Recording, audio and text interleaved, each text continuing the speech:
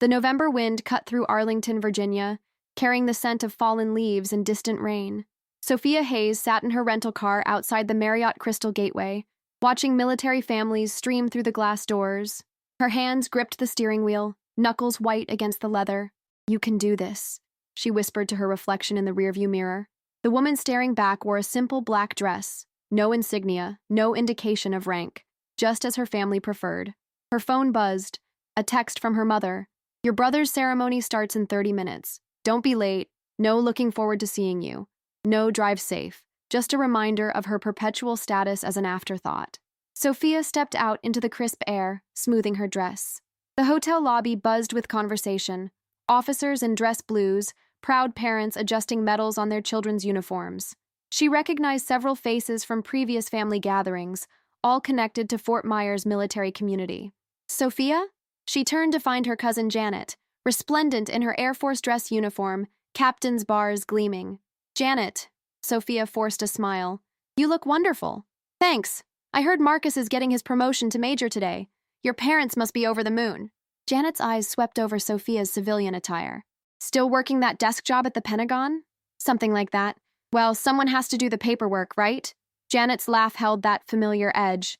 Not quite mocking, but close. "I'll see you inside." Sophia made her way to the reception desk. "I'm here for the Hayes family event, the military promotion ceremony." The clerk scanned her list, frowning. "I'm sorry, I don't see a Sophia Hayes on the guest list. There must be a mistake. I'm Marcus Hayes' sister. Let me check again." More scrolling, more frowning. "I'm sorry, ma'am. I only show Colonel Hayes, Mrs. Hayes, and their son Major Select Hayes on the reservation." Heat crept up Sophia's neck. Of course they hadn't added her. "Sophia, what are you doing here?" She turned to find her mother, Eleanor Hayes, in a burgundy suit adorned with a small American flag pin, the uniform of a military wife. "Mom," Sophia kept her voice level, "I'm here for Marcus's ceremony." Eleanor's lips thinned. "We discussed this. It's a small gathering. Military families, people who understand the significance. I'm his sister." "Yes, well," Eleanor glanced around, lowering her voice. "After what happened at Thanksgiving, your father thought it best to keep things simple. You know how you get when everyone's discussing their service." "How I get?" Sophia's chest tightened. "You mean quiet? While Dad tells everyone I'm wasting my education shuffling papers? You chose a civilian career path, Sophia. In this family, that comes with certain adjustments." Eleanor checked her watch. "The ceremony's starting. Marcus doesn't need distractions today." "Mom, the hotel restaurant is nice. Maybe wait there until the reception's over." Eleanor was already walking away, her heels clicking against the marble floor. Sophia stood frozen in the lobby, watching her mother disappear into the elevator. Around her, families embraced, pride radiating from their faces. She was invisible. Worse than invisible. She was an embarrassment. Her phone buzzed again. This time, a different number. A secure line. "Hayes. Admiral, we have a situation." The voice was crisp, professional. "SecNav needs you in the Situation Room. Iranian naval movements in the Strait of Hormuz." "How urgent?" "Critical, ma'am. Your analysis from last month is playing out exactly as you predicted." Sophia closed her eyes. Duty called, as it always did. As it had for the past 15 years of clandestine service that her family knew nothing about. "I'll be there in 20 minutes. "Ma'am, should we send a car? You sound—" "I'm fine, Lieutenant. 20 minutes." She ended the call and walked back through the lobby, past the families celebrating their visible heroes. In the parking lot, she allowed herself one look back at the hotel where her brother would receive his oak leaves, where her parents would beam with pride at their son who wore his service on his sleeve. Then she drove away, toward the Pentagon, toward the secret world where Rear Admiral Sophia Hayes, the youngest flag officer in naval intelligence history, was anything but invisible. The rain started as she merged onto Route 1, washing the city in gray. Perfect weather for a woman who lived in shadows, who protected a nation that included a family that couldn't see her worth. But duty didn't wait for family drama. It never had. Chapter 2. The Weight of Secrets. The Pentagon's river entrance was quieter than usual for a Saturday afternoon. Sophia badged in, trading her civilian clothes for the naval dress blues she kept in her office. The transformation was immediate, from invisible daughter to Admiral Hayes, Director of Strategic Naval Intelligence. "Ma'am," Commander Patricia Chen met her in the corridor. "The Situation Room's prepped. We have real-time satellite feeds." "How many vessels?" 17 Iranian fast attack craft converging on shipping lanes. Exactly the pattern you identified in the October assessment. They walked briskly through the maze of corridors. Sophia's heels clicked with purpose now, a different rhythm than her mother's dismissive retreat. Has CENTCOM been notified? Yes, ma'am. Admiral Richardson wants your recommendation before he briefs the Joint Chiefs. The Situation Room hummed with controlled urgency. Analysts hunched over terminals, tracking vessel movements in real time. The main screen displayed the Strait of Hormuz, that vital choke point through which 20% of the world's oil passed. Talk to me, people. Lieutenant Morrison pulled up the tactical display. Iranian Revolutionary Guard vessels departed Bandar Abbas at 800 local. They're moving in a pincer formation toward the commercial shipping lane. Sophia studied the pattern, her mind calculating distances, fuel capacities, weapons ranges. This was her gift, seeing patterns others missed, understanding the story numbers told. They're not attacking, she said quietly. They're hurting. Ma'am, look at the commercial traffic. 3 tankers, all Saudi flagged. The Iranians are pushing them toward these coordinates. She pointed to a spot on the map. What's there? Chen pulled up the data. Underwater sensors detected last month. Iranian placement. They want imagery. Hull compositions, cargo weight distributions. They're gathering intelligence for a future operation. Sophia turned to Morrison. Get me a secure line to 5th Fleet. They need to reroute those tankers immediately. Aye, ma'am. For the next 3 hours, Sophia orchestrated a delicate dance of naval forces. American destroyers materialized just beyond the horizon. Electronic warfare aircraft jammed Iranian communications. The tankers changed course, guided by encrypted messages from a Pentagon office where a woman in Admiral's stars prevented an international incident with quiet precision. Iranian vessels are withdrawing, Chen reported at 1847 hours. Returning to port. Keep monitoring. I want hourly updates through the weekend. Sophia rubbed her temples, feeling the familiar exhaustion that came after crisis management. Her phone, her personal phone, had been silent. No texts asking where she was. No concern about missing Marcus's ceremony. Just silence. Admiral? Chen hesitated at the door. Exceptional work today. Your prediction model saved us from walking into an ambush. Just doing my job, Commander. With respect, ma'am, you do a lot more than that. Chen paused. I know it's not my place, but I've served under you for 3 years. Watched you prevent 4 major crises, develop intelligence networks that saved thousands of lives, yet you never take credit. Why? Sophia looked at the younger officer, Patricia Chen, daughter of immigrants, first in her family to serve. She understood invisibility too. Some of us serve in the shadows. Pat, that's where we're needed most. Even from your own family? The question hung between them. Sophia had never discussed her personal life with subordinates, but exhaustion and the day's rejections loosened her usual boundaries. Especially from them. They worshipped the visible military, the uniforms at parades, the medals on chests. What we do here, the intelligence work that prevents wars instead of fighting them. To them, it's just pushing paper. But you're a flag officer, youngest in naval intelligence history, whose existence is classified. Sophia managed a tired smile. My father's a retired Army colonel. My brother's about to pin on major. They measure service in combat deployments and visible commands. I've been undercover so long, they think I'm a GS-12 analyst who files reports nobody reads. That's... Chen searched for words. That's incredibly unfair. That's family. Sophia straightened her uniform. I need to finish the after-action report. Get some rest, Commander. You've earned it. Chen left, but her words echoed. Unfair. Yes, it was unfair.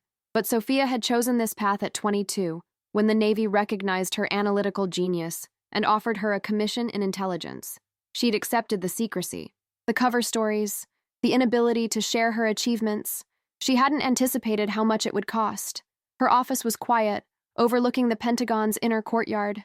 Photos lined her desk, not of family, but of operations. Each image represented lives saved, conflicts prevented. The commanding officer of a carrier strike group she'd warned about an ambush. The State Department negotiator she'd provided with leverage that prevented a war. The Special Forces team she'd guided out of a trap with real-time intelligence. None of them knew her name. That was the job. A knock interrupted her thoughts. Come. Admiral James Richardson, Chief of Naval Operations, entered without ceremony. At 62, he carried himself with the gravity of 40 years' service. Hell of a job today, Sophia. Thank you, sir. I mean it. Your assessment was dead on. States estimating you prevented an escalation that could have shut down oil shipments for weeks. Just connected the dots. Admiral. Richardson studied her, noting the civilian dress hanging behind the door. You were off duty today. Intelligence doesn't take weekends. No, but you should. He sat across from her desk, unusual for the CNO. I've been thinking about your situation. Sir? The classification level. You've been undercover 15 years. That's a long time to live a lie, even for your country. It's necessary. My networks are solid enough to survive a status change. Richardson leaned forward. I'm recommending you for a position change. Still intelligence, but acknowledged. Public. Sophia's chest tightened. Sir, I'm effective because you're brilliant, not because you're secret. His voice gentled. Sophia, you've given enough to the shadows. Your service record's impeccable. 3 Legions of Merit, 2 Defense Superior Service Medals, the Intelligence Community Medal, all classified, all invisible. That's the nature of, when's the last time you told someone what you really do? When's the last time you attended a family event without lying? The words hit harder than intended. This afternoon's humiliation burned fresh. My effectiveness won't diminish if people know Rear Admiral Hayes exists. Richardson stood. Think about it. That's not an order, just advice from someone who spent 10 years undercover himself. The shadows exact a price. Make sure you're willing to keep paying it. He left her alone with her thoughts and the weight of a decision she'd avoided for years. Outside, Pentagon staff moved through their weekend duties, each carrying their own secrets, their own sacrifices. Sophia pulled up the after-action report, but the words blurred. Instead, she saw her mother's dismissive face, her brother's promotion ceremony she'd missed, her father's disappointment in his civilian daughter. 15 years of silence. 15 years of being exceptional in secret while being dismissed in public. Her secure phone rang. Another crisis, probably. Another chance to save lives from the shadows. She answered it, because duty called. It always did. Chapter 3. Collision Course. 3 weeks after the Iranian incident, Sophia stood in her childhood home in Alexandria, watching her mother fuss over Marcus's new major insignia.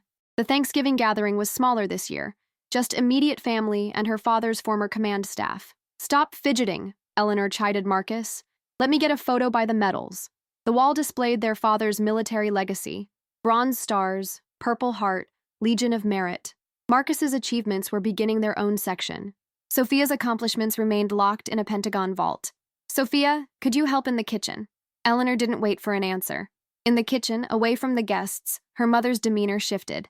I need you to keep a low profile today. I'm standing in your kitchen, Mom. How much lower can my profile get? Don't be smart. Eleanor arranged deviled eggs with military precision. General Morrison's here. He's considering Marcus for his staff. We don't need you making everyone uncomfortable with your situation. My situation? You mean having a job? You know what I mean. When they ask what you do, just say administrative work. Don't elaborate. Sophia bit back her response. 3 days ago, she'd briefed the president on Chinese naval expansion. But here, she was just the disappointing daughter who'd chosen paperwork over patriotism. Sophia? Her father's voice boomed from the doorway. Colonel Robert Hayes, retired, still commanded attention at 70. General Morrison wants to meet you. She followed him to the living room where a 4-star general held court. Morrison was CENTCOM. She'd provided intelligence for his operations dozens of times, though he'd never know it. So you're the other Hayes child. Morrison extended his hand. Your father says you work at the Pentagon? Yes, sir. Doing what exactly? The room quieted.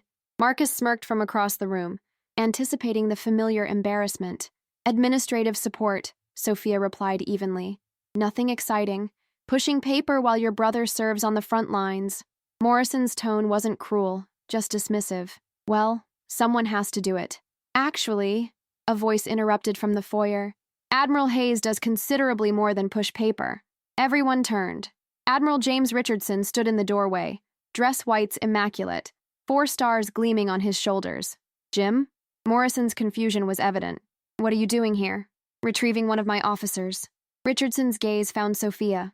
Admiral Hayes, we have a situation. The silence was deafening. Admiral? Robert Hayes's voice cracked. Sophia's not. She's a civilian. Rear Admiral Sophia Hayes is the Director of Strategic Naval Intelligence, Richardson said calmly. Has been for 3 years. One of the youngest flag officers in Navy history. Eleanor dropped the serving platter. It shattered on the hardwood, eggs scattered. CNO. Sophia kept her voice steady despite her racing heart. What's the situation? Russian submarine activity. Unprecedented patterns near our Atlantic installations. I need your analysis immediately. That's impossible. Marcus stepped forward. My sister works in Pentagon administration. She can't be. Major Hayes. Richardson's tone could freeze oceans. Your sister has prevented 3 international incidents in the last 6 months alone. Her intelligence network saved a carrier strike group from ambush last year. She's received classified commendations that would make your chest candy look like participation trophies. James. Morrison found his voice. Are you telling me Sophia Hayes is the ghost admiral? The one who predicted the Syrian chemical weapons movement? Who identified the Iranian nuclear site? The same. Robert Hayes sank into his armchair. 15 years. You've been lying to us for 15 years? I've been serving my country, Sophia said quietly. Under orders, in ways I couldn't discuss. But we're your family, Eleanor's voice pitched high. We had a right to know. No, Mom, you didn't. That's what classified means. All those missed events, Marcus muttered. You said you had to work. I did have to work. Preventing wars, saving lives, doing the invisible job that keeps people like you safe to earn your visible medals. Sophia, Richardson's voice carried gentle warning. We need to go. She looked around the room, at her father's shocked face, her mother's tears, her brother's disbelief. The weight of 15 years of secrets crashed down. I'm sorry, she said, though she wasn't sure what she was apologizing for. I have to go. Duty calls. Sophia, wait. Robert reached for her. With respect, Colonel Hayes, Richardson intervened. Your daughter has a crisis to manage. Russian submarines don't wait for family drama. Sophia followed Richardson out, leaving chaos behind. In his staff car, she finally exhaled. How did you know where to find me? Your staff said you'd gone to family Thanksgiving. He smiled grimly. Figured you might need extraction. There's no Russian submarine crisis, is there? There's always a Russian submarine somewhere. Richardson studied her. But no, nothing immediate. You looked like you needed rescue. I didn't ask for— No, you never do, that's the problem. He sighed. Sophia, you can't live 2 lives forever. Your family deserved to know who you are. They knew who I was. They just didn't like her. Sophia stared out the window at passing Arlington streets. The daughter who chose intelligence over infantry, who prevented wars instead of fighting them, who served in silence instead of glory. And now they know I'm successful at what they never valued. She laughed bitterly. Think that'll change anything? Richardson didn't answer. They both knew family dynamics didn't shift with revealed ranks. What happens now? She asked. That's up to you. The classification's blown anyway. Might as well make it official. He paused. There's a briefing tomorrow with the Joint Chiefs about transitioning you to acknowledged status. You ready for that? Ready? She'd been ready for years. Ready to stop lying. Ready to stop being invisible. Ready to claim her accomplishments. Yes, sir. Good. Richardson smiled. A rare sight. For what it's worth, Sophia, you're the finest intelligence officer I've served with. Your family's failure to see that is their loss, not yours. The Pentagon loomed ahead, lit against the November night.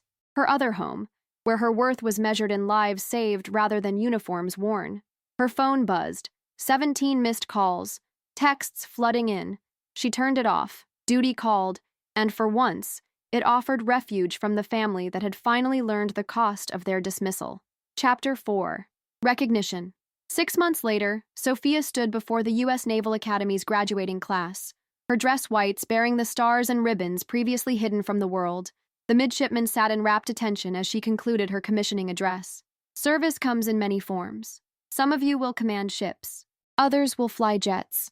But remember, the most crucial battles are often fought in silence, by those whose names you'll never know.